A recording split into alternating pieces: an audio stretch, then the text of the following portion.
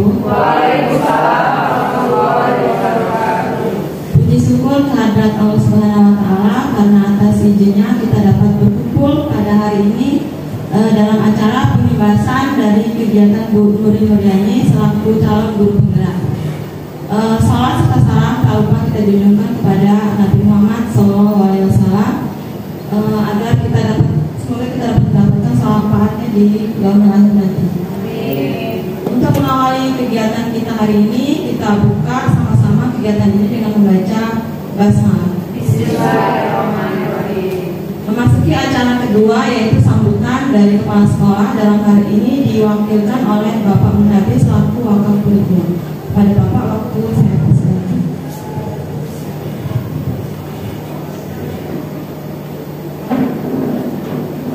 Izin Bapak Ibu sekalian. Assalamualaikum warahmatullahi wabarakatuh. Waalaikumsalam warahmatullahi wabarakatuh. Alhamdulillah rabbil alamin. Wassalatu wassalamu ala asyrafil anbiya'i wal mursalin sayyidina wa maulana Muhammadin wa ala alihi wa sahbihi ajma'in. Amma ba'du. Yang kami hormati Ibu Nuri sebagai guru penggerak, dan yang saya hormati Ibu Suparni dan Bapak dan Ibu sekalian yang ada di depan kami ini sebagai calon guru penggerak. Pertama dan utama sekali marilah kita senantiasa memanjatkan puja dan puji syukur kita kepada Allah Subhanahu wa Ta'ala, di mana pada kesempatan ini kita masih diberikan kesehatan dan bisa kita hadir pada ruangan ini. Semoga apa yang kita lakukan pada kesempatan ini akan bermanfaat bagi kita dan bagi siswa kita. Amin amin ya rabbal alamin. Selanjutnya kami izin mewakili Bapak Kepala Sekolah, di mana Pak Jumani hari ini belum bisa hadir di tengah-tengah kita. Beliau sedang menghadiri acara MKKS, jadi mohon maaf beliau tidak bisa hadir. Dan selanjutnya tadi disampaikan bahwa pada kesempatan ini ada semacam sosialisasi program daripada guru penggerak kita, terutama Bu Nuri, bahwa saya yakin kepada sekolah kita sangat mendukung kegiatan ini, apalagi ini demi untuk siswa-siswa kita dan juga untuk teman-teman kita ini. Mudah-mudahan apa yang akan disampaikan nanti bermanfaat Bu Nurian. Saya kira cukup singkat apa yang saya sampaikan melalui kelas sekolah. Terima kasih banyak dan saya akhiri billahi taufiq wal hidayah. Assalamualaikum warahmatullahi wabarakatuh. Waalaikumsalam warahmatullahi wabarakatuh. Terima kasih kepada Pak Munabi selaku memberikan sambutannya. Lanjut ke acara berikutnya yaitu pemaparan materi oleh Ibu Nuri Nuriani. Pada Ibu saya persilakan.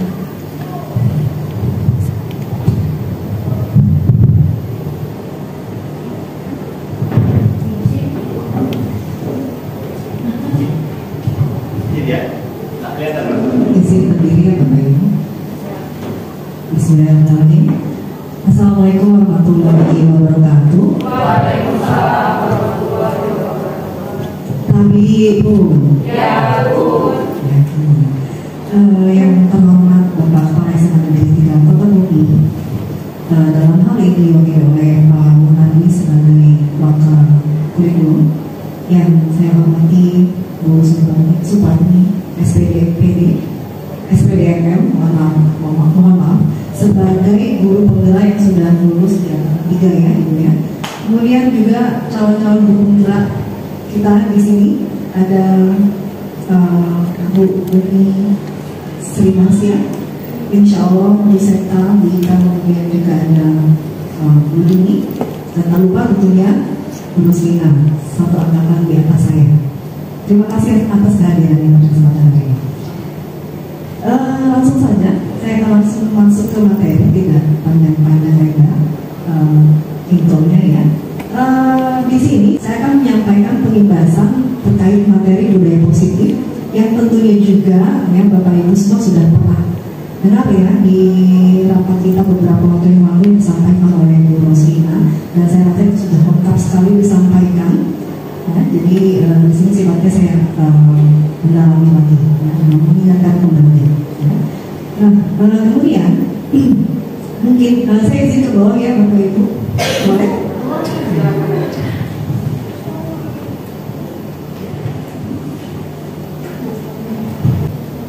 Oke, berarti kita masuk ke materi yang kedua ya, teman-teman, Bapak Ibu sekalian. Oke, pasal 41.4 budaya positif.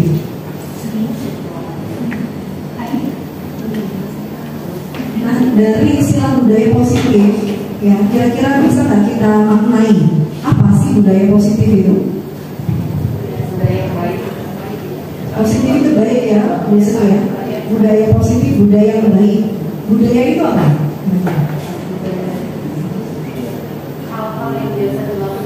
Hal-hal yang biasa dilakukan atau beserta kebiasaan. Ya, jadi kita bisa maknai budaya positif adalah kebiasaan-kebiasaan atau hal-hal yang biasa kita lakukan, kebiasaan-kebiasaan positif atau hal-hal positif yang biasa kita lakukan. Tentunya konteks yang kita bicarakan adalah budaya positif di sekolah ya. Saya akan memutarkan video sedikit ya. Saya minta tolong nanti apa kira-kira nilai yang bisa kita ambil dari video ini.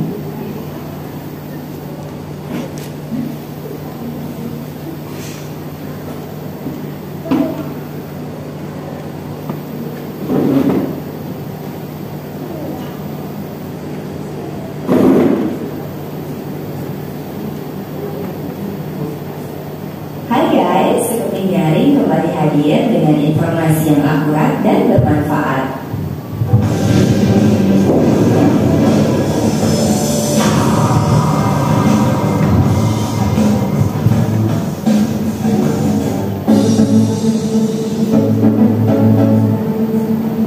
Beberapa video menampilkan seperti ini mungkin pernah kalian lihat. Ya, mereka adalah anak-anak kecil di Jepang yang membungkuk ke arah pengendara. Mereka memberi hormat dan terima kasih karena telah diberi jalan untuk menyeberang. Tindakan yang mengagumkan, bukan? Sementara di belahan dunia lain, hal seperti ini adalah tindakan aneh dan lucu. Meski dalam kondisi sibuk dan harus segera ke tujuan, mereka tetap tidak lupa untuk membungkuk.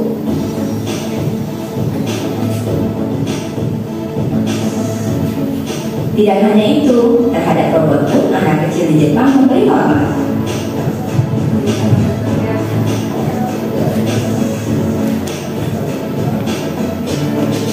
Nah, kenapa mereka bisa seperti itu? Sekeping nyari mendapat jawaban dari berbagai sumber. Ketika di belahan dunia lain, anak-anak diajarkan dan fokus pada pelajaran akademik, sementara di Jepang sebaliknya. Keluarga dan sekolah dasar lebih fokus memberi pelajaran tata krama, nilai-nilai kebaikan, dan kedisiplinan. Dari sinilah pembangunan karakter itu dimulai. Mereka juga diajarkan untuk mandiri. Orang tua tidak pernah mengantar anak-anaknya ke sekolah. Berapapun umur mereka, mereka harus ke sekolah sendiri atau dengan teman-temannya. Anak-anak ini pergi ke sekolah dengan jalan kaki, naik sepeda, atau kendaraan umum seperti bus dan kereta. Mereka dilarang ke sekolah mengendarai mobil atau motor. Ini tentu saja melatih atas kerja keras dan sifat berhemat. Jam sekolah di Jepang dimulai pukul 8 pagi hingga 3 sore. Jika masuk sekolah lewat dari pukul 8, murid diminta berjanji untuk tidak mengulanginya kembali. Namun, janji tersebut akan berubah menjadi tindakan skorsing ketika mereka melakukan hal yang sama di kemudian hari.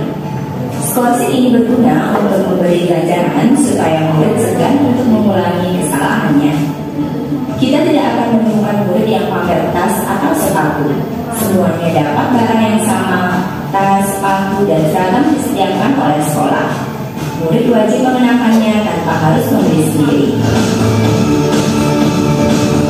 Anak-anak ini tidak perlu keluar masuk ke sekolah karena mereka mendapatkan makan siang yang telah disediakan. Kegiatan makan siang ini sangat menarik dan mengagumkan. Dari rumah, mereka wajib membawa tapak meja kecil untuk alas nampan, sumpit, sikat gigi, dan gelasnya. serta sapu tangan untuk membersihkan mulut. Ketika jam makan siang tiba, ruangan kelas diubah menjadi ruang makan. Murid-murid ini dibagi ke dalam beberapa grup. Ada yang bertugas mengatur dan menyiapkan meja makan, sementara grup lain mengambil makanan ke dapur sekolah.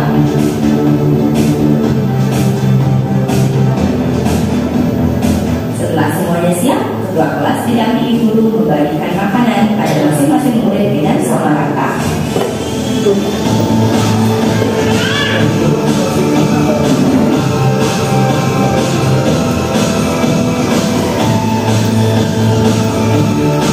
Selesai makan, mereka bersama-sama menggosok gigi di tempat duduk masing-masing dengan peralatan yang dibawa.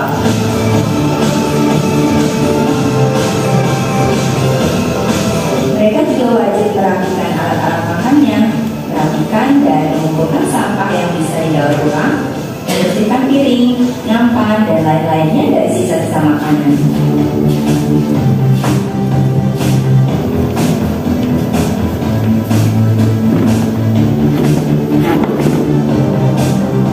Sebelum akhirnya mereka membawanya ke tempat cuci piring.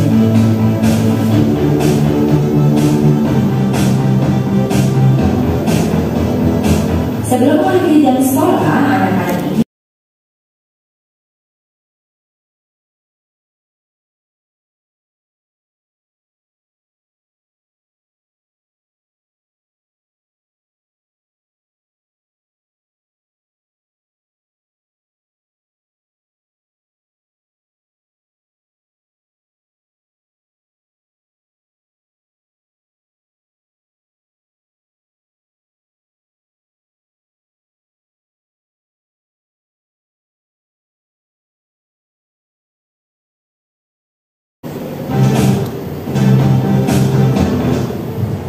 ini selesai videonya.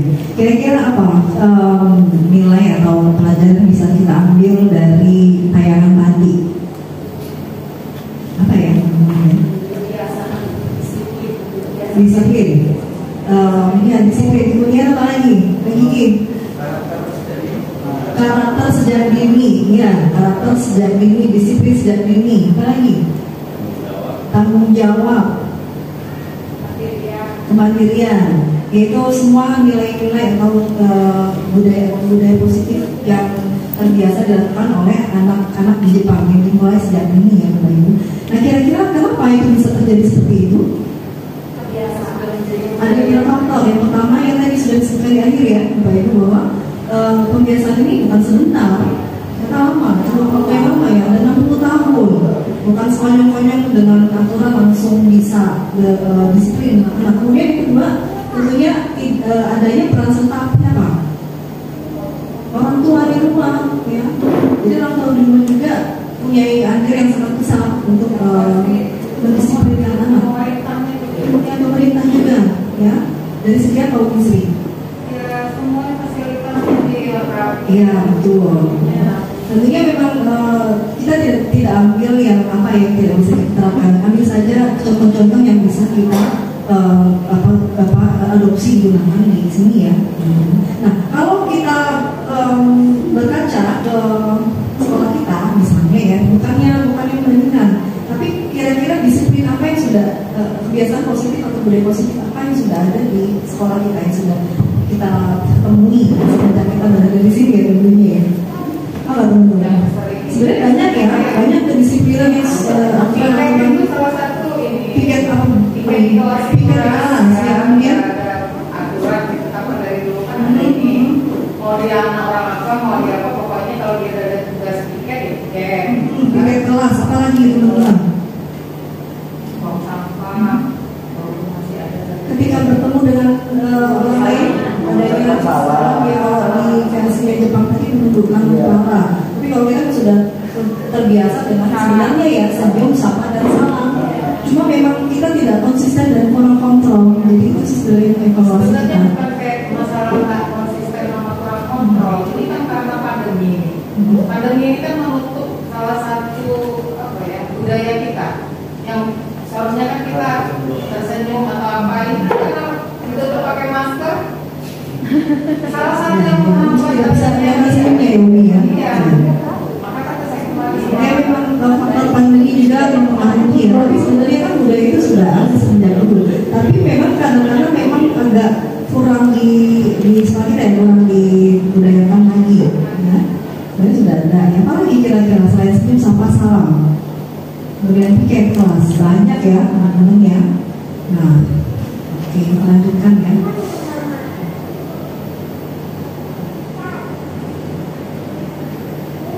Ya, jadi kalau kita bisa tarik kesimpulan, budaya positif itu merupakan nilai-nilai atau kebiasaan-kebiasaan yang tentunya konteksnya adalah sekolah ya. Di sekolah yang fungsinya adalah apa kira-kira?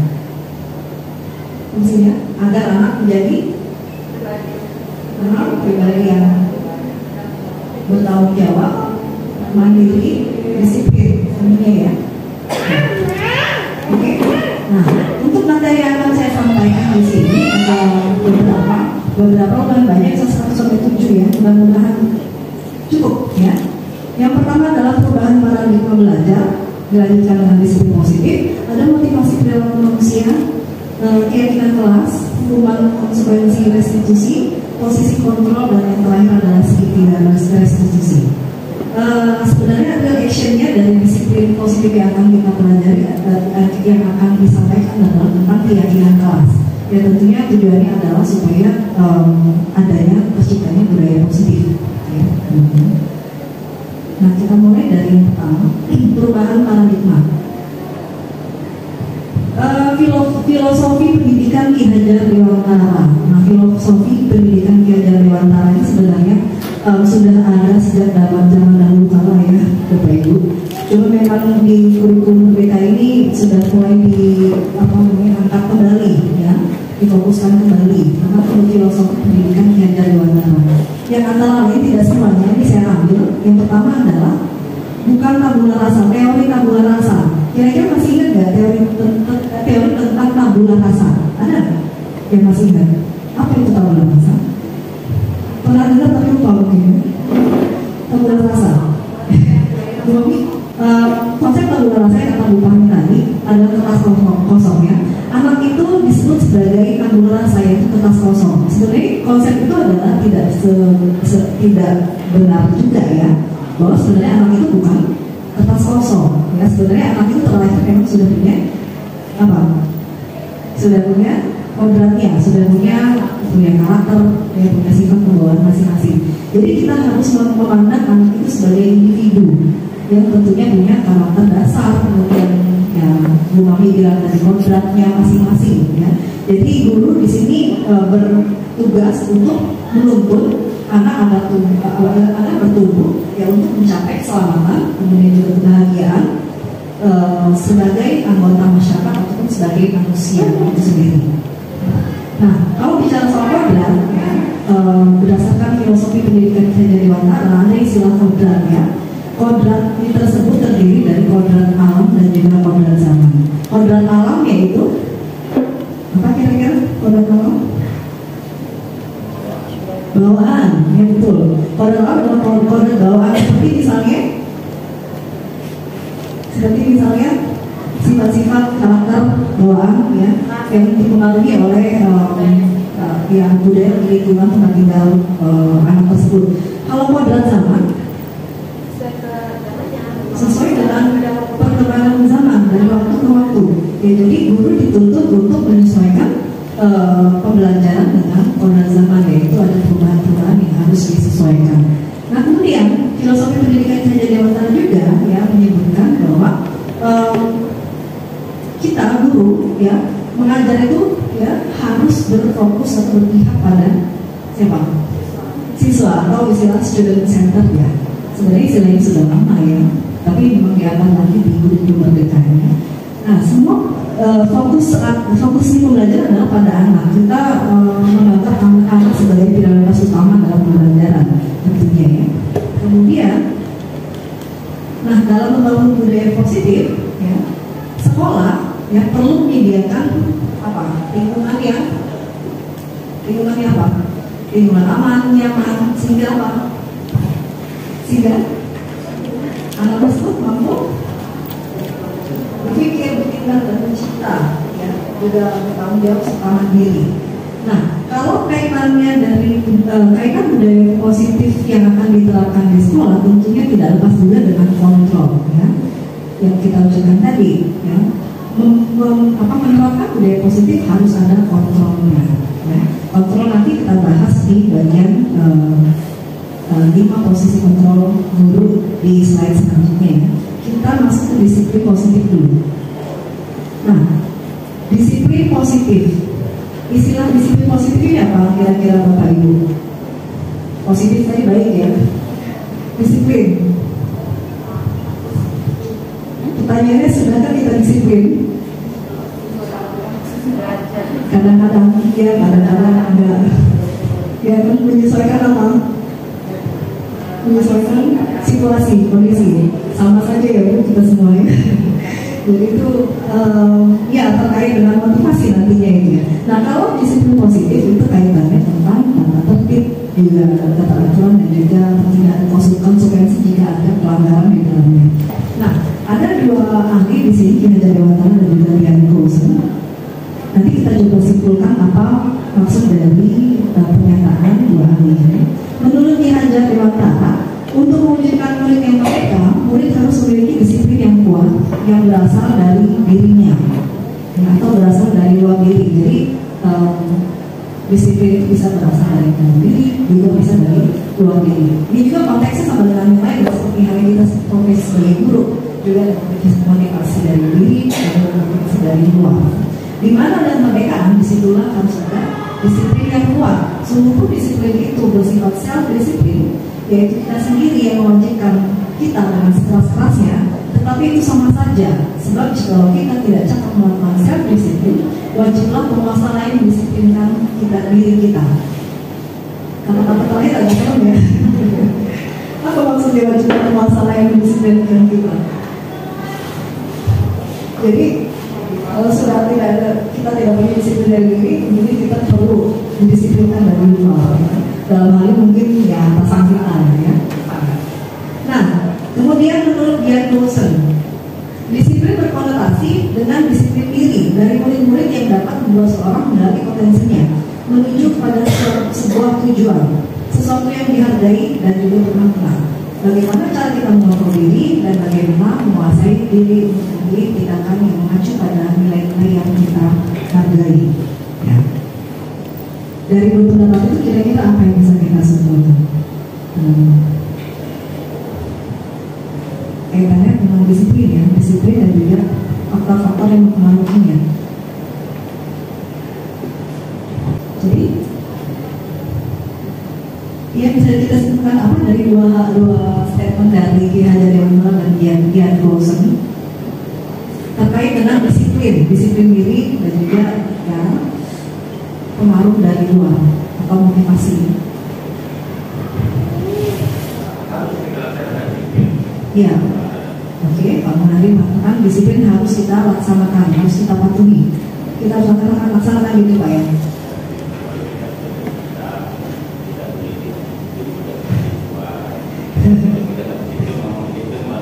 Iya, betul sih. Kita orang Indonesia itu bukan bodoh, saya bilang, karena kurang disiplin. Disiplin belajar. Saya ini dari pengalaman teman-teman yang mengajar, anak-anak kita yang sudah dewasa sebenarnya, ya. Saya selalu kalau saya mengajar, saya selalu menyampaikan materi saya kita seperti apa sih kita kaitkan dengan kita linkkan dengan kehidupan sehari-hari. Karena belajar itu tujuannya sehari-hari sebenarnya. Di kurikulum begitu, ya, nanti kaitkan dengan materi kita dengan kehidupan sehari-hari. Nah, masalahnya kita guru banyak yang tak begitu.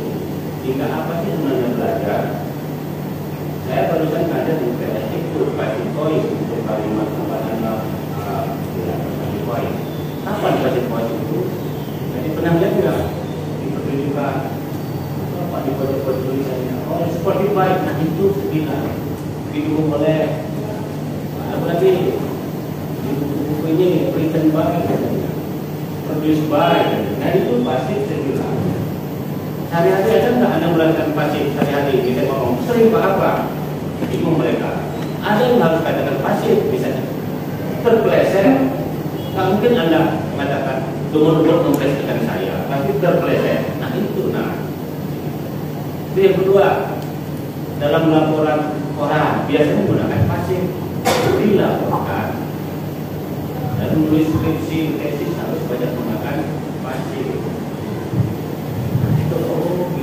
Tujuannya itu, kadang-kadang mohon maaf banyak juga mengaitkan apa sih tujuan belajar itu, maaf matematika ya. Dan sering anak-anak saya bukan bodoh sebelah. Saya 2 3 9 saya dulu belajar begini, tapi bingung apa gunanya. Sampai malam belum ada ditanya apa saya, karena pola pikir saya logika gitu. Nah itu loh Bapak Ibu, ayo kita sama-sama biar anak tulis semangat. Oh iya, saya tanya anak nggak tahu juga. Itu apa kan? Saya kira begitu. Ya, kalau kita ngomong disiplin, saya juga nggak tahu ketika Bu Mami sama Bu Osin menyampaikan, saya juga sudah agak berat soal disiplin. Kaitannya memang kita pribadi masing-masing bagaimana. Ya, tapi memang di sini sekali kita sharing, kemudian saling mengajak untuk ayo kita berubah menjadi disiplin. Disiplin kita hanya berkurang karena keluarga hanya tinggi. Ya, nah, keluarga. Orang tua depan, orang tua. Ya, jadi itu ya. Oke lah, saya sampaikan kesimpulan ini dari dua hal ini ya, dua pernyataan ahli ini. Jadi murid-murid yang memiliki disiplin yang kuat itu sebenarnya pada dasarnya memiliki motivasi dalam diri yang kuat juga, ya. Karena motivasi kan sebenarnya kaitan dengan motivasi disiplin, kemudian kaitan dengan motivasi itu ada yang dari dalam, ada yang dari luar, ya. Kalau sudah motivasi dari dalam, mau alam melintang juga nggak masalah. Ya, kalau kita masih pandang mempertimbangkan motivasi dari luar, ya tentunya ya masih ada hal-hal yang mau kita cari celahnya ya. Nah, ini kaitannya dengan materi selain yaitu motivasi. Ya. Nah, ini kan sebenarnya fokus siswa ya, tapi kita juga bisa mengambil contoh dari kita pribadi kan, teori motivasi itu atas apa respon tadi disiplin. Ada disiplin atau aturan disiplin, ya.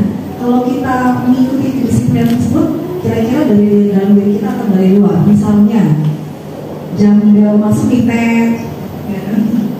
Saya nggak tahu, saya nggak tahu diri saya ya. Jam 10.30 saya tetap 40.000. Ya. Nah, kita kan nanti kewajibannya adalah masuk mengajar, ya. Tapi ternyata ya di luar kepentingan kita mau apa ya, salah kita masuk. Kalau kita sudah punya motivasi dalam diri, tentunya kita tanpa memandang apapun kita masuk seperti yang Pak Eson ya, contohnya dia adalah Pak Eson. Tapi kalau kita yang kita lihat dalam motivasi dari luar, misalnya ya takut dimarahin dan oleh Pak Jun, apa lagi pengen dapat ujian, kan ada yang kayak gitu ya. Nah, motivasi itu banyak ya, jadi ada yang dari dalam, ada yang dari luar. Kalau kita lihat dari dalam motivasi ini, ya, di atas respon disiplin tadi, yang pertama motivasi untuk menghindari ketidaknyamanan atau hubungan. Betul tidak ada perasaan seperti itu? Kalau saya jelas ada ya, saya konsulan ya. Saya juga kadang-kadang disiplin dalam bentuk apapun ada motivasi karena takut dalam hubungan. Terus yang kedua, ini merupakan motivasi eksternal ya. Yang kedua, untuk mendapatkan imbalan dari orang lain atau ujian, saya ujian, untuk mendapat ujian orang lain. Pernah nggak kayak gitu kita melakukan sesuatu yang karena untuk mendapat ujian? Ini adalah motivasi eksternal. Ya, lanjutkan lagi ya. Dari motivasi eksternal ada untuk menghindari ketidaknyamanan atau hukuman. Yang kedua, untuk mendapatkan imbalan atau pujian dari orang lain. Saya juga pernah terus terang seperti itu. Ini juga merupakan motivasi eksternal. Dan yang ketiga ini adalah untuk menghargai diri sendiri, menjadi insan sesuai harapan kita. Ya, ada nggak kayak gitu? Ada ya. Kalau sekarang juga saya juga pernah. 3 hal itu saya juga punya motivasinya ya, Bapak Ibu. Tapi tentunya ya, motivasi yang mendukung disiplin positif tadi yang mana kira-kira? Yang nomor 3 ya. Dan itu yang harusnya kita temukan dari siswa-siswa kita yang harusnya kita ya unik. Jadi kita di sini membahas tentang disiplin positif, yaitu bagaimana kita menanamkan disiplin positif dengan motivasi internal dari siswa kita. Nah, caranya bagaimana? Ya, kalau lingkup yang lebih besar itu sekolah punya aturan-aturan sendiri, ya Bapak Ibu. Tapi kita berbicara lingkup yang kecil dulu, apa yang harus bisa kita lakukan di kelas. Ya, tentunya kemarin juga Bu Osi juga sudah menyampaikan materi tentang kesepakatan atau keyakinan kelas. Nah, keyakinan kelas ini adalah salah satu cara untuk apa? Untuk mendisiplinkan siswa kita di lingkup kelas, di lingkup kecil. Kalau lingkup sekolah kan itu sudah ada aturan dari sekolah. Kita mulai dari lingkup kecil dulu. Nah, seperti hari ini tadi ya, tentang motivasi dari luar dan dalam. Misalnya ada pertanyaan gini, mengapa kita memiliki peraturan harus menggunakan helm ketika mengendarai roda 2? Kalau saya pribadi, kalau saya lagi ya, karena mencontohkan ya ada, karena aku tahu polisi ya. Tapi tentunya kalau pakai motivasi diri tentu untuk melindungi diri, motivasi internal ya. Nah, kemudian yang kedua mau saya contohkan ya. Jadi untuk mendukung motivasi intrinsik, kembali ke nilai-nilai atau keyakinan lebih menggerakkan seseorang dibanding mengikuti serangkaian aturan. Ya, gitu ya prinsipnya. Ya. Biasanya memang saya selalu buat itu peraturan lah ya untuk di kelas. Jadi setiap pelajaran sejarah jam saya bilang buat peraturan itu. Tapi saya dulu ke anak-anak, kira-kira setuju anak gitu. Kalau setuju ayo kita lakukan. Tapi ingat ya, kalau melanggar ya kesesuaian. Berarti ada fase confirming ya, memastikan anak-anak setuju atau tidak. Ya. Tapi aturan itu sudah kita bikin. Ya. Itu lazim sepertinya semua melaksanakan seperti di awal pembelajaran. Ya.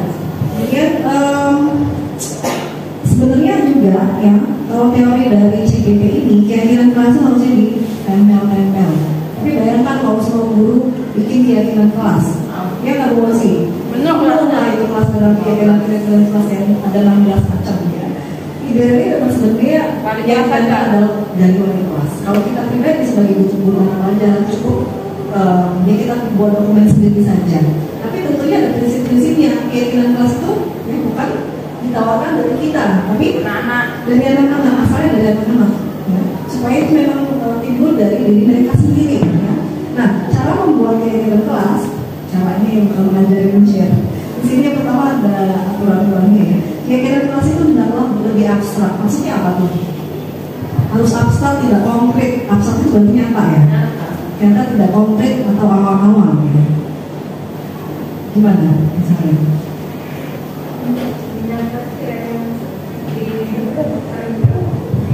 Konkret itu ternyata yang mirip. Abstrak itu tidak abstrak. Bayang-bayang. Bisa dikatakan universal ya, dikatakan universal. Kalau konkret kan ya nyata. Misalnya bagaimana? Lebih kemana nih? Tidak mencontek atau jujur? Jujur. Ya, itu disebut abstrak. Kalau konkret kan apa bentuknya ya, tidak mencontek. Jadi jujur itu bisa melingkupi berbagai hal. Tidak mencontek, kemudian apa lagi? Tidak mengambil barang teman, itu sudah melingkup. Ya.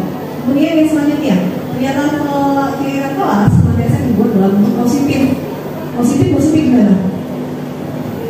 Seperti kalau kita yang mama ya, kalau baca teori-teori kalau melarang anak itu jangan pakai kata jangan beda. Tapi yang positif misalnya apa? Kita ambil yang tidak menjadikan deh.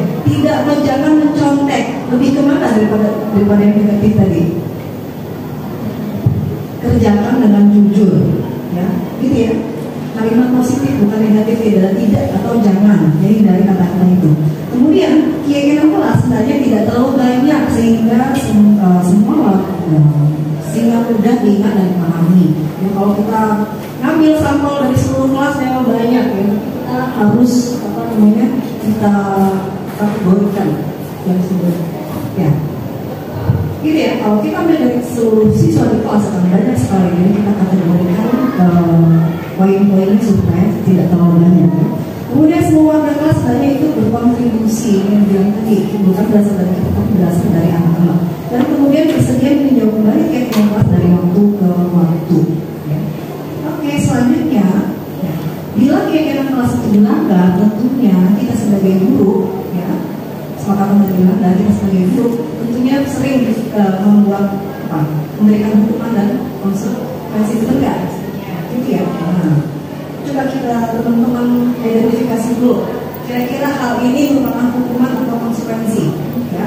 Misalnya menjemur siswa, berjemur di lapangan basket pukul 12 siang karena ngobrol dengan teman.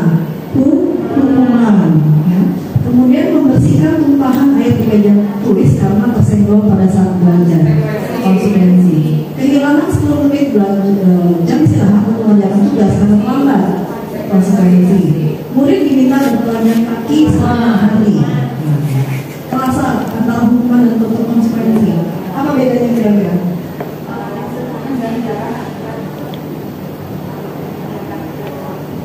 Konsekuensi adalah ganjaran akibat perbuatan yang menyenangkan.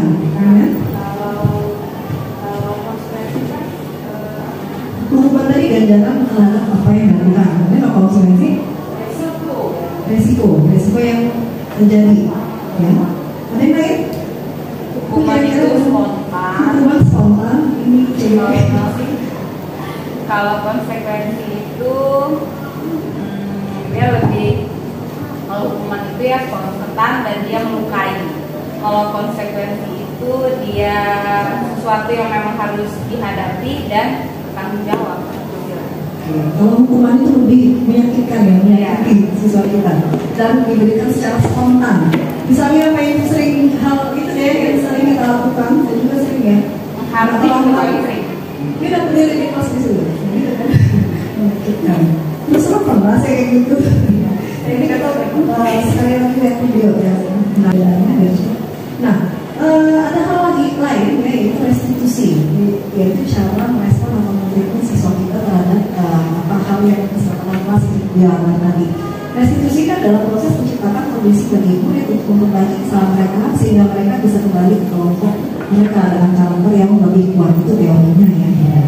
Restitusi juga merupakan proses kolaboratif yang mengadakan murid untuk mencari solusi untuk permasalahan mereka dan membantu murid berpikir tentang orang lain seperti apa yang mereka inginkan dan bagaimana mereka harus memperlakukan orang lain. Itu lebih apa? Restitusi lebih mengembalikan atau lebih meminta anak itu merefleksi diri atas kesalahan yang mereka lakukan ya. Nanti dibahas di fase yang terakhir. Nah, masuk ke dari selanjutnya yaitu posisi kontrol. Nah, posisi kontrol ini saya akan membagikan menyegarkan video sedikit video.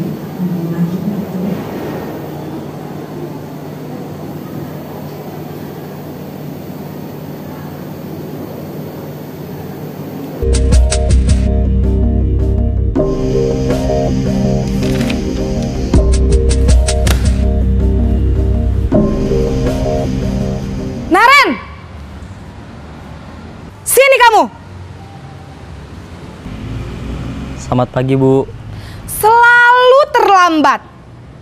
Kamu deh, pasti terlambat. Maaf, Bu. Saya... Apa? Apa coba? Alasan kamu apa lagi? Kapan sih kamu tidak terlambat? Malas sekali ya kamu jadi anak. Saya... Dasar pemalas. Gak kapok-kapok sih kamu. Sudah berapa kali terlambat?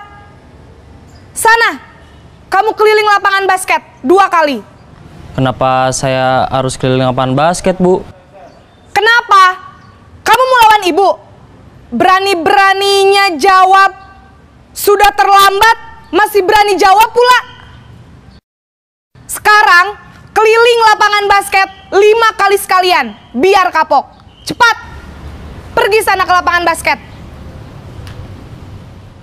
Posisi penghukum biasanya berbicara dengan nada tinggi, menghardik, menunjuk-nunjuk, menyakiti, dan menyindir. Hukuman bisa berupa fisik maupun psikis. Ibu dan bapak guru hebat. Dampak yang terjadi pada murid ketika guru berada pada posisi penghukum adalah murid cenderung akan memberontak, bahkan menyimpan dendam.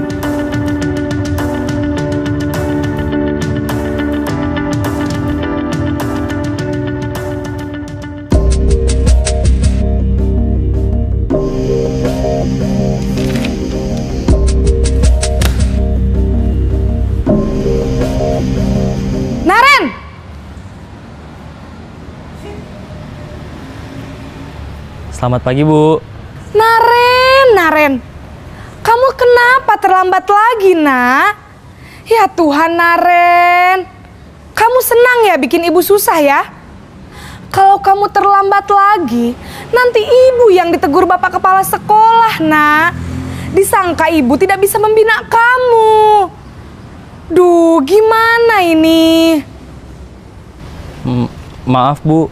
Duh Gusti, Naren, kamu suka ya kalau ibu ditegur bapak kepala sekolah? Terus, sekarang ibu harus tulis apa ini di buku absen? Ini kamu sudah sering terlambat loh. Ibu harus apa coba? Maaf, Bu. Maaf sekali. Ya sudah, lain kali jangan bikin ibu susah lagi ya, Nak ya. Ibu tidak akan kuat lagi kalau kamu begini terus. Bisa jantungan kalau ibu ditegur bapak kepala sekolah. Sana cepat ke kelas. Maaf ya, Bu. Maaf sekali. Posisi pembuat rasa bersalah berbicara dengan nada tenang, cenderung lembut. Namun kata-kata yang diutarakan membuat murid merasa menjadi orang yang gagal. Memandang buruk dirinya sendiri, merasa tidak berharga, dan tidak sanggup membahagiakan orang lain. Ketika guru mengambil posisi pembuat rasa bersalah, murid akan menganggap dirinya yang bersalah dan ia akan menyimpan emosi negatif tersebut di dalam dirinya.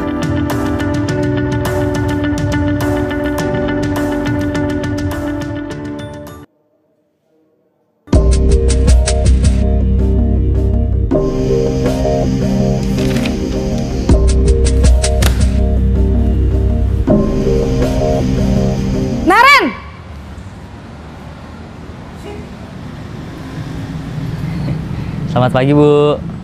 Wah, sudah jam berapa ini, Nak? Terlambat lagi ya, sayang? Iya, Bu. Habis ibu saya lupa bangunkan saya, Bu. Kamu malah menyalahkan ibu kamu. Kamu bukannya anak yang larinya paling kenceng. Kok terlambat sih? Iya, Bu. Saya memang terlambat bangun tadi. Jadi, biarpun saya lari kencang, tetap gak kekejar, Bu. Ya sudah sana, nanti lain kali larinya lebih kenceng lagi ya. Biar gak terlambat lagi. Bikin seneng ibu, demi ibu. Bisa kan? Bisa lah, Bu. Ya sudah sana masuk kelas. Ibu beresin urusan absen kamu. Kamu ini ada-ada saja.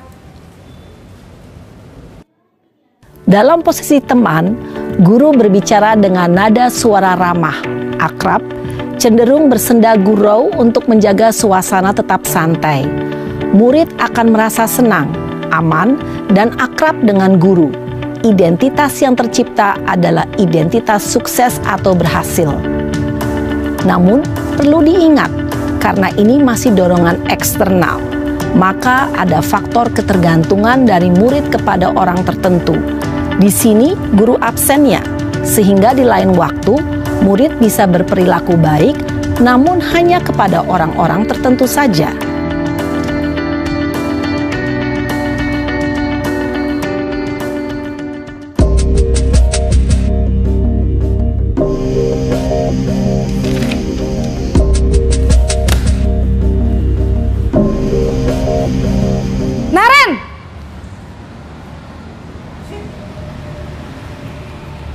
Selamat pagi, Bu.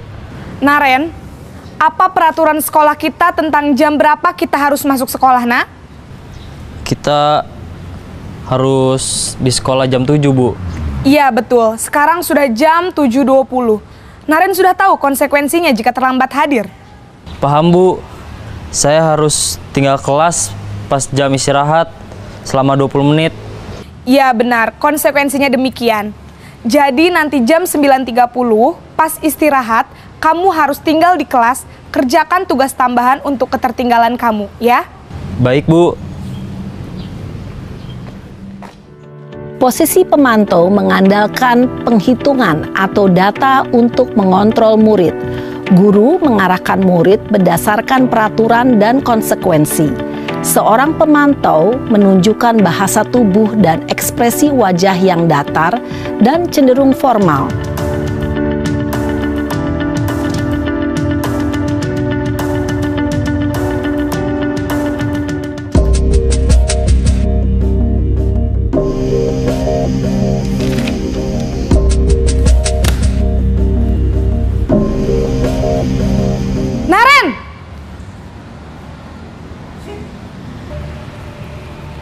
Selamat pagi Bu. Selamat pagi Naren. Maaf Bu, saya terlambat. Iya, sekolah masuknya jam 7, sekarang sudah jam 7.20. Jadi sekarang bagaimana ini Naren? Maaf Bu, saya lupa setel alarm saya semalam. Baiklah, menurut kamu, keyakinan sekolah yang mana yang perlu kamu tingkatkan? Menghargai diri sendiri dan orang lain mungkin ya Bu. Setuju. Jadi, apakah Naren meyakini prinsip saling menghormati tersebut? Iya Bu, saya meyakininya. Apakah Naren bersedia memperbaiki masalah keterlambatan ini? Bersedia Bu. Bagaimana kamu akan perbaiki masalah keterlambatan ini? Saya akan coba untuk tidak lupa menyetel alarm saya Bu. Baik, kalau Naren lupa menyetel alarm di rumah, ada orang yang kira-kira bisa bantu mengingatkan tidak? Ada Bu, kakak saya, Kak Ema. Ada lagi selain Kak Ema? Selain Kak Ema, ada ibu saya. Baik, jadi yang mengingatkan Naren adalah Kak Ema dan ibu kamu ya? Kira-kira akan mulai setel alarm kapan nih Naren? Setelah pulang sekolah, akan segera saya lakukan. Baik, jadi Naren akan setel alarm untuk bangun besok pagi dan akan diingatkan oleh kakak dan ibunda Naren ya. Ada lagi yang mungkin perlu dilakukan Naren agar tidak terlambat bangun lagi? Tidak ada Bu. Baik Naren, terima kasih untuk kerjasama kamu. Sekarang kamu perlu kembali ke kelas untuk belajar. Baik Bu, terima kasih. Posisi manajer adalah posisi kontrol yang disarankan untuk membimbing murid memiliki sikap disiplin yang positif, yaitu murid yang mandiri, bertanggung jawab, dan dapat memecahkan masalah. Tujuan dari posisi ini adalah agar murid dapat berefleksi atas tindakannya. Guru akan dengan tulus memberikan pertanyaan-pertanyaan bermakna, sehingga membuat murid dapat belajar dari kesalahannya dan mencari sebuah solusi untuk menyelesaikannya.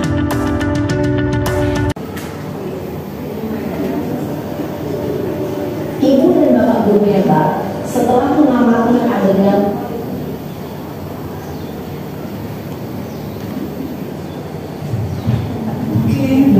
dari 5 posisi kontrol tersebut, ya, kira-kira kita berada di mana Bapak Ibu? Satu pernah, saya juga pernah. Yang kedua, satu tadi apa ya? Posisi kontrol sebagai penghukum, ya. Yang kedua, pemberi merasa bersalah, ya. Pernah nggak gitu yang siswa? Pernah, saya juga pernah. Kemudian yang ketiga, posisi sebagai teman, banyak ya. Saya juga pernah, sama pernah. Bagaimana dengan posisi yang selanjutnya? Apa tadi? Bagaimana? Monitor, posisi monitor. Yang semuanya berdasarkan data tubuhnya, kita fokuskan dulu ke ibu PK kita. Ibu PK. Kaitannya dengan data. Ini sudah sekian. Atau di kelas juga kita misalnya sudah terlambat 3 kali ini. Jadi kita pernah gitu yang nanya loh, 3 kali terlambat terus kayaknya begini. Nah, bisa seperti itu berdasarkan data. Ya. Kemudian terakhir adalah posisi manajer. Mana yang paling ideal? Manajer itu yang paling ideal. Tapi pertanyaannya, sulit nggak kira-kira melaksanakannya? Dari awal itu manajer itu bagus, dari awal diterapkan. Nah, berarti kan tanggung jawab kita untuk memulai budaya positifnya itu ya, ini ya. Iya, starting point ini yang anaknya loh. Iya. Dengan Riza tadi juga mengatakan tergantung siswa. Karena kalau siswa di kota itu beda dengan gimana? Mungkin di Bukit, di Jawa, ya kondisi yang agak susah diatur ya. Sekarang kan memang yang terlambat ini oke, kalau sekali 2 kali ya bisa. Tapi kalau emang itu budaya dia, kembali lagi ke budaya awalnya, lo lagi. Iya. Ya itu yang sulit kita untuk kita jadi manajer. Pasti otomatis kita perilakunya tadi, kalau tidak mau kukuh, otomatis kalau kita mau ambil aman ke teman. Karena biar dia mendengar, tapi dengan cara lurus ya. Sebenarnya nggak benar kita perlakukan anak gitu. Sekali 2 kali kita benerin. Ya memang itu juga ya kayak video yang kita tonton tadi ya, budaya itu dibangun lama ya, tidak sebentar. Makanya itu dari awalnya dari anak-anak kita yang masih Iya betul. Ya. Kemudian budaya itu juga tergantung kondisi di rumahnya juga, bagaimana dia dididik di keluarganya. Agak sedikit kompleks tapi tidak menyulitkan kita ya, semangat kita untuk memulai ya Bapak Ibu ya. Posisi sebagai manajer, kalau tadi sudah kita lihat itu gimana posisi sebagai manajer itu, bahwa ketika anak melanggar peraturan misalnya atau tidak tertib, apa yang kita lakukan? Tentunya mengembalikan lagi, mengembalikan lagi pertanyaan kepada mereka. Yang tadi kita minta merefleksi, silakan siswa refleksi salahnya di mana, apa yang harus kalian lakukan terhadap kesalahan tersebut.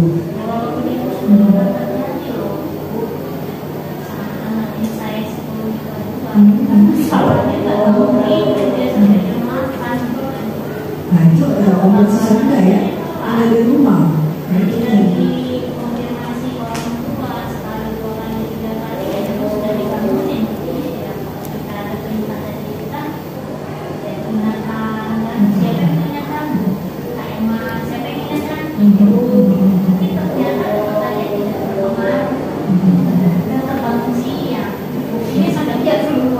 Oke, kalau mungkin dari sekian persen ada sekitar 5 atau 10% yang tidak berhasil atau gagal. Tapi biasanya posisi manajer adalah posisi kontrol yang paling ideal. Gitu ya Bapak Ibu ya.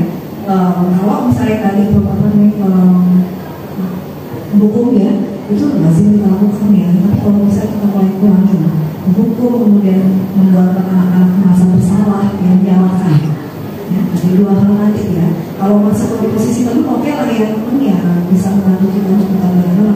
Tapi itu tadi efeknya hanya kepada orang-orang tertentu saja, tidak berlaku dengan dia dengan guru yang lain. Itu biasanya ya. Ya, selanjutnya terakhir. Nah, segitiga restitusi. Bagaimana memahami apa yang segitiga restitusi? Kita cerita yang tadi, dan juga dengan lagi kelas, kemudian posisi kontrol kita sebagai guru. Ya. Apa segitiga restitusi? Dari restitusi dulu lagi ya. Restitusi itu merupakan proses menciptakan kondisi bagi murid untuk memperbaiki kesalahan mereka. Kita kembalikan lagi pertanyaannya kepada mereka. Salahnya di mana sih kalian itu? Sadar terhadap kesalahan kalian. Kemudian juga apa yang harus kalian lakukan untuk tidak memulai kesalahan tersebut. Ya, oke. Nah, saya contohkan satu video lagi dulu. Ini video saya, tapi ya sebagai contoh saja ya.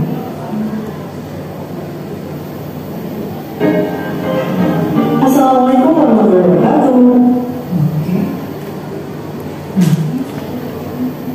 Apabila Anda melakukan kesalahan atau melanggar tata tertib, ya, tadi kita harus melakukan apa? Ideal kita melakukan restitusi, ya, dengan menggunakan segitiga restitusi. Nah, kita lihat dulu dari contoh kasus. Bagaimana kita memposisikan kalau sebagai manajer? Bagi siswa kita menggunakan segitiga restitusi, namun justru bermain presentasi dalam kontennya dengan tindakannya yang salah. Skenario kasus pertama, kelas 12 MIPA 3 sedang melakukan diskusi dan presentasi dalam pelajaran bahasa Inggris. Pada saat presentasi kelompok, ada seorang siswa bernama Akila yang tidak memperhatikan kelompok yang sedang presentasi, namun justru bermain HP. Ketika saya sebagai guru menegur dia tidak respon dan tetap asik bermain HP. Tindakan Akila melanggar keyakinan kelas yaitu tidak menghormati guru dan teman. Tindakan tersebut juga bertentangan dengan nilai kebajikan. Sebagai guru, saya harus melakukan tindakan penyelesaian masalah tersebut dengan menggunakan segitiga restitusi. Berikut video kasus pertama.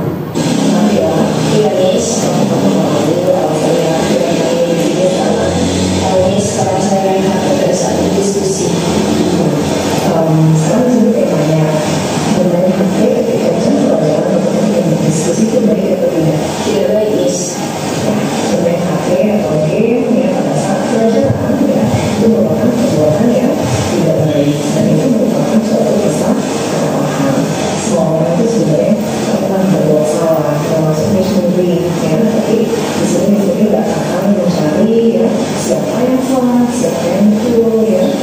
Sebenarnya kayak memilih kamu ya mengatasi permasalahan ya adalah ada ingin ya. Nah sekarang di sini mungkin masih ada yang punya alasan ya kenapa kita bermain HP di saat diskusi atau di saat pembelajaran bahasa Inggris kemarin. Ini Mas, baik. Karena dia kemarin itu main game itu seru, terus karena itu tinggi, jadi Akila itu lebih tertarik, lebih senang karena memasarkan secara tinggi. Jadi Akila nggak perhatiin diskusi. Oke, jadi tentunya kamu benar bermain game pada sudah ya. Jadi kamu sudah menggunakan tugas diskusi terlebih dahulu ya sebelum bermain game di kelas kemarin. Nah, tapi menurut kamu walaupun kamu sudah menggunakan tugas diskusi, apakah kamu boleh bermain game saat pelajaran seperti itu? Tidak, Miss. Tidak ya. Nah, menurut kamu dari perbuatan yang sudah kamu lakukan, kira-kira kita tahu nggak sudah melakukan kesalahan kelas yang mana? Melakukan kesalahan kelas, menghormati guru dan menghormati teman sekelas juga. Saya tidak mau mendengarkan guru menjelaskan dan saya tidak menyimak diskusi yang dilakukan teman-teman saya. Menghormati dan menghargai teman juga guru itu penting atau tidak? Penting, Miss. Nah, sekarang Miss makanya ya kalian, apakah kalian bersedia untuk memperbaiki dan tidak bermain HP lagi ketika dalam pelajaran? Bersedia, Miss. Ya, karena bermain HP itu kan perbuatannya tidak menghormati guru dan juga tidak menghormati. Nah, kemudian apa kira-kira yang harus saya lakukan? Ya, saya akan berusaha berubah lebih baik lagi dalam membagi waktu, Miss. Di bermain juga lebih tidak perlu kita suka main terus, kita juga harus kondisi waktu tempat juga akan berusaha untuk tidak kecanduan bermain game lagi. Ya, baik sekali ya. Bermain HP atau game itu boleh saja ya, namun kamu harus pintar membagi waktu ya. Jangan terlalu sampai kita belajar. Itu kan nanti akan merugikan diri kamu sendiri ya. Apalagi dengan pelajaran di sekolah ya, jelaskan ini satu pelajaran itu yang merugikan diri sendiri yang menunjukkan bahwa kamu tidak perlu memakai menghargai diri dan juga teman-teman kamu di kelas ya. Nah kira-kira apa yang kamu melakukan hal yang sudah hal yang itu sudah kembali mulai sekarang, Miss. Mulai sekarang ya, ini ya baik. Lakukan ini Akila kemudian berusaha menjadi pribadi yang baik ya dengan sebelumnya, kemudian waktu bermain HP dan belajar dan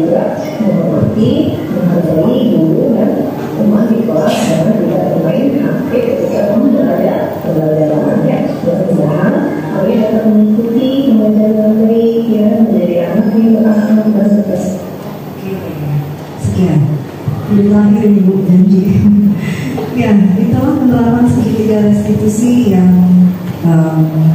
saya praktekkan ya di kelas ya. Nah, segitiga restitusi untuk materi yang terakhir, slide yang terakhir lagi.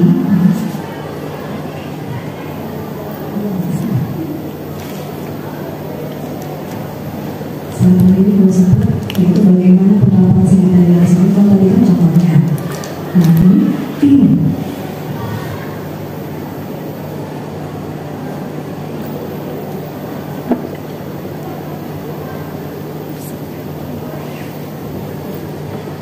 ya, kalau kita lihat di slide, ya, ini disebut sebagai apa namanya, proses segitiga restitusi, ya. Yang pertama tadi kalau yang berdasarkan video, ya, kita lakukan apa yang kita lakukan tadi ketika di video. Pertama adalah menstabilkan identitas, ya. Tadi kalimat-kalimatnya seperti yang konform kepada siswa, ya. Seperti setiap orang pasti pernah melakukan kesalahan dan lain sebagainya. Kemudian validitas atau validasi tindakan yang salah, ya, apa? Meyakinkan bahwa perbuatan dia salah, ya. Kamu tentu punya alasan dan mereka punya alasan tentu mengapa melakukan hal tersebut. Kemudian terakhir adalah menanyakan, ya, teman ini ya semacam memberikan apa ya, refleksi, ya. Kira-kira saya pakai bersedia memberikan refleksi terhadap kegiatan kita yang hampir lebih dari 2 jam. Tadi teman yang lain juga ya, yang mau ikut, terutama yang mau ikut CGP ya. Apa yang Miss Muri lakukan pada hari ini sangat baik ya, sangat baik, sangat berimbas bagi kami. Terutama yang disampaikan tadi banyak hal-hal kegiatan contoh yang ditampilkan kemungkinan besar bisa kami apa ya, kami terapkan gitu ya, sedikit-sedikit di kegiatan kita di sekolah misalnya terhadap peserta didik kita, terhadap teman sejawat dan lain-lain. Terutama tadi yang di situ tadi ada yang disampaikan misalnya kayak budaya positif gitu ya, apa tentang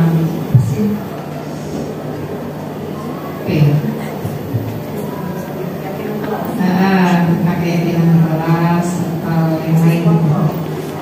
Saya rasa ya itu aja ya, apa yang disampaikan oleh Mas Nuri itu semoga bermanfaat untuk kami gitu ya. Terima kasih Bu Sri. Dan saya juga sebelum saya akhiri, ini juga saya berdiri di sini bukan karena saya lebih baik ya dari teman-teman. Sifatnya adalah kita sharing, ya. Sharing saling apa namanya. Saya mau memberikan masukan dan pengalaman hal-hal baik yang mungkin bisa kita terapkan di kelas masing-masing ya. Mungkin ada pertanyaan? Cukup? Cukup kayaknya. Sudah benar dengan saya cukupnya. Oke, baiklah. Di sini saya mengucapkan banyak terima kasih kepada teman-teman semua atas kehadirannya, selama mendengarkan apa ya, materi tentang budaya muslim. Mudah-mudahan teman-teman bisa mengambil hal yang positif tentunya ya, yang coba diterapkan di pembelajaran kelas masing-masing. Saya akhiri ya. Wassalamualaikum warahmatullahi wabarakatuh. Next kita tunggu Bu Sri dan Dina, Bu Ika dan Ibu Septa. Kita tunggu ya acara seperti ini.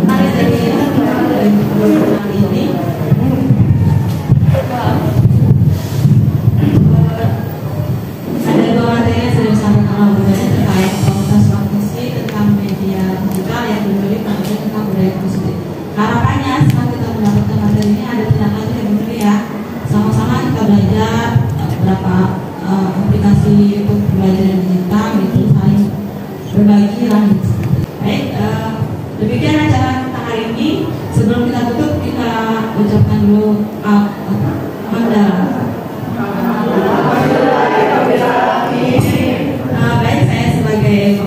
moderator, mohon maaf bila ada kesalahan. Saya akhiri. Assalamualaikum warahmatullahi wabarakatuh.